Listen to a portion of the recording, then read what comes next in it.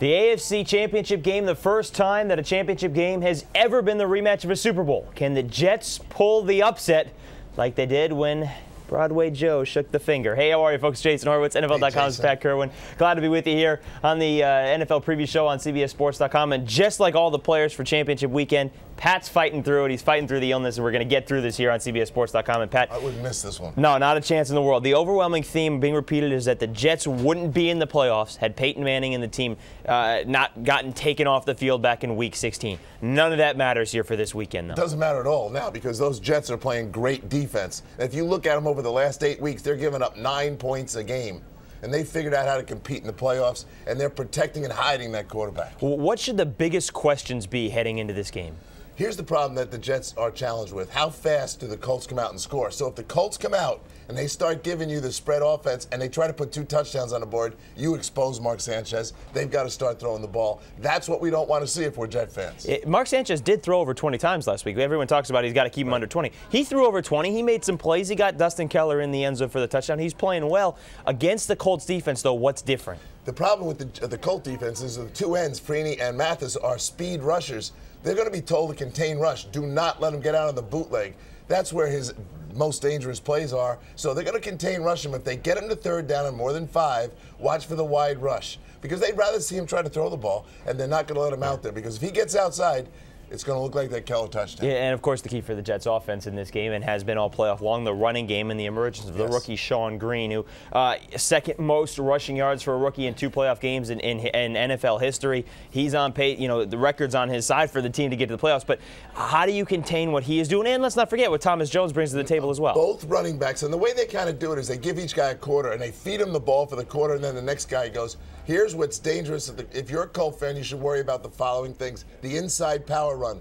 The Jets aren't going to run the outside game. No toss, no sweep, none of that stuff. Why? Speed defense. But if you look at Mangold and you look at Faneca and Moore, the 3 inside players, it's an inside power run, and the matchup favors the Jets. And, of course, what we haven't talked about yet is Peyton Manning. And, of course, he's the ultimate X factor in any game because best quarterback in the NFL. But it's not like this offense was flourishing in that game against the Jets before he left. He only had 15 points when he was out in the 3rd quarter. And it's not like it was on fire last week against the Ravens either. So what are you thinking here has to happen this weekend? The Colts, and we all think of Peyton Manning as the greatest quarterback to ever play the game, and he might be when it's all said and done. But they had 5 games this year where they scored 20 points or less, and 2 of them were against the Ravens. And from the Ravens is really what the Jet defense is all about. So the Jets are going to come into this game thinking we can pressure this quarterback.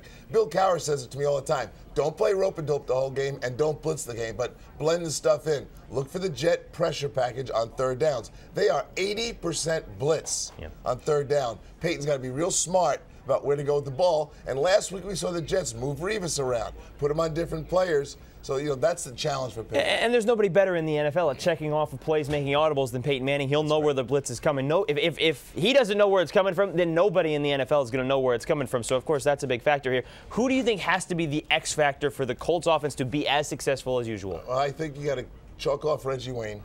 Dallas Clark, we all know that he's a go-to guy. To me, it's Austin Collie. Austin Collie caught 6 passes against the Jets last time. He is on fire right now. He actually, in the last 6 weeks, has more touchdowns than Reggie Wayne. He's the X factor. Why? Because Peyton Manning is going to go away from Revis. And that means he's going to go to Austin Collie, which in then turn makes the X factor for the Jets. Lito Shepard. And that guy's got to come through. And what can Joseph Adai do out of the backfield with the checkdowns? Donald Brown, that's going to be important, too. Let me talk about that for 1 second. If that back lines up in the backfield, the way the Jets blitz is 2 people blitz from the same side. And the first blitzer is reading the back. They're not going to let the back out. I'd be shocked if Joseph Adai and Donald Brown catch any balls in this game. Maybe 1 or 2 late, but they're going to blitz the back and make them stay in. Just did a fantastic job last week holding Darren Sproles in control, and the Chargers fed into that by giving LaDainian Tomlinson the ball instead. All right, Pat, it's on CBS, 3 p.m. Eastern. Chance to go to the Super Bowl. First ever matchup between rookie head coaches in a championship game. Who wins it? I'd love for the Jets to win this game. I worked for them for a long time, and I love the storyline, but this is Peyton Manning at home. I see a very low-scoring game, 20-14. Indianapolis Colts. We'll see how it plays out. We'll see if Peyton Manning gets to a 2nd Super Bowl again, 3 p.m. Eastern on CBS. For the man fighting through it, Pat Kerwin, I'm Jason Horowitz. Take care, folks.